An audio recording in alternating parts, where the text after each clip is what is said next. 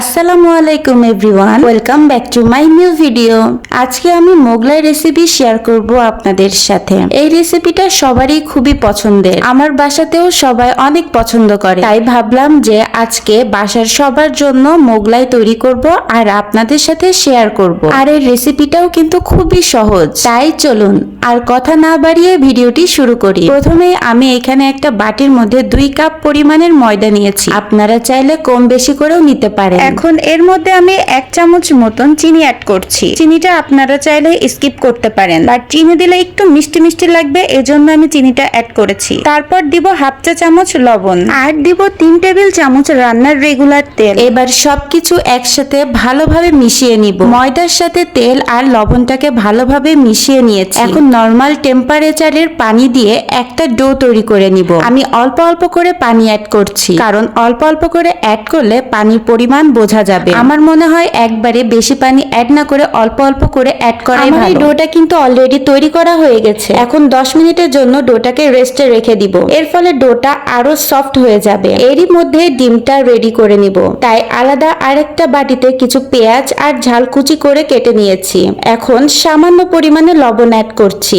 এবার এই সবকিছুকে একসাথে খুব ভালো করে মেখে নিব, আর এইভাবে মেখে নিলে অনেকটা সফট হবে। সবকিছু ভালোভাবে মেখে নেওয়া হয়ে গেলে এবার একটা ডিম আলাদা একটা বাটিতে ফেটিয়ে নিব।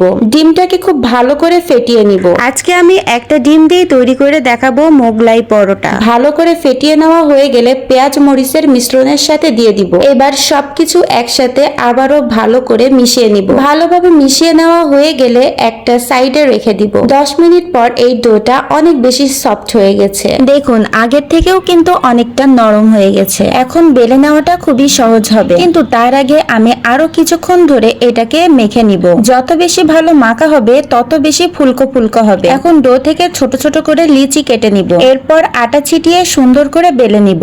এখানে কিন্তু আর তেল ব্যবহার করা যাবে না, আর এটা টেনে টেনে বেলতে হবে। খুবই সামান্য আটা ছিটিয়ে তারপর বেলে নিতে হবে। আবার খুব বেশি পাতলা বা খুব বেশি মোটাও করা যাবে না। রুটি যেমন করে বেলে নিতে হয় ঠিক ওই রকম করে বেলে নিতে হবে, কিন্তু এর পাশটা আমি হালকা পাতলা করেছি, কারণ এই পাশটাই দেখা যাবে ডাবল ভাঁজ পড়বে। তাই যদি মোটা থাকে পরবর্তীতে এই অংশটা সেদ্ধ হতে চাইবে না, আবার বেশি ভাজতে গেলে তখন পুরোটাই পুড়ে যাবে। এই কারণে পাশটা একটু পাতলা রেখে মাঝখানটা মোটা রাখবো। আমার বেলে নেওয়া হয়ে গেছে।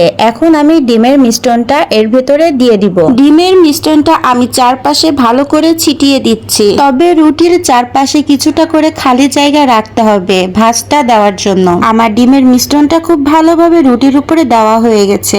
এখন প্রথমে আমি একটা সাইড থেকে ভাঁজটা দিয়ে দিলাম, এবার অন্য পাশ থেকে আরেকটা ভাঁজ দিয়ে একটু চেপে চেপে লাগিয়ে দিলাম। সেম একইভাবে আমি বাকি 2 পাশেও ভাঁজ করে নিয়েছি। সবগুলি ভাঁজ একটু চেপে চেপে লাগিয়ে দিতে হবে, যাতে তেলে দেওয়ার পর এই ভাঁজগুলি খুলে না যায়। এখন ভেজে নেওয়ার পালা, তাই একটা কড়াইয়ে তেল গরম করে নিয়েছি। এখন এই গরম তেলের মধ্যে আস্তে করে মোগলাই পরোটা দিয়ে দিব। চুলার আঁচটা কিন্তু আমি লোতে রেখেছি। চুলার আঁচটা কিন্তু খুব বেশি জোরে দেওয়া যাবে না, এটা লোতে রেখে ভাজতে হবে, যাতে ভেতরটা খুব ভালোভাবে ভাজা হয়ে যায়। এক পাশটা কিছুক্ষণ ভেজে নেওয়ার পর খুবই সাবধানে মোগলাইটা উল্টিয়ে দিচ্ছি, আর এইভাবেই 2 পাশ থেকে উল্টিয়ে পাল্টিয়ে মোগলাইটাকে খুব ভালোভাবে ভেজে নিতে হবে। এটা আমার ভেজে নেওয়া হয়ে গেছে। এবার আমি তেল ঝরিয়ে তুলে নিব। ঠিক একইভাবে আমি ডিমের মিশ্রণটা এই রুটির উপরে চারপাশে ভালো করে ছড়িয়ে দিচ্ছি। ডিমটা ভালোভাবে ছড়িয়ে দেওয়া হয়ে গেলে ঠিক আগের মতোই আমি ভাঁজ করে নিচ্ছি। দেখুন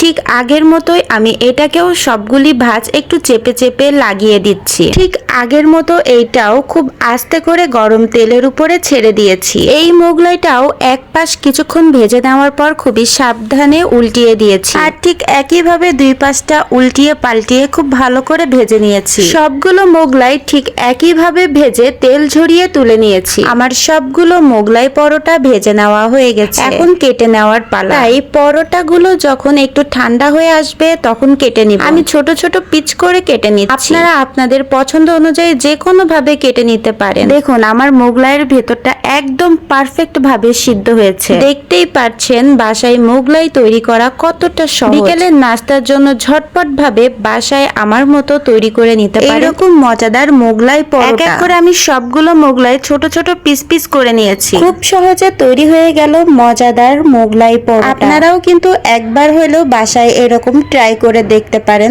আশা করি খুব ভালো লাগবে। এইভাবেই খুব সহজেই একটা ডিম দিয়ে ঝটপট বিকালের নাস্তা তৈরি করে নিতে পারেন। আজকের রেসিপিটা কেমন হয়েছে এটা কিন্তু কমেন্টে জানাতে ভুলবেন না। আজকের মতো এখানেই বিদায় নিচ্ছি। ভিডিওটি ভালো লাগলে অবশ্যই লাইক, কমেন্ট ও শেয়ার করবেন। দেখা হচ্ছে পরের কোনো ভিডিও। আল্লাহ হাফেজ।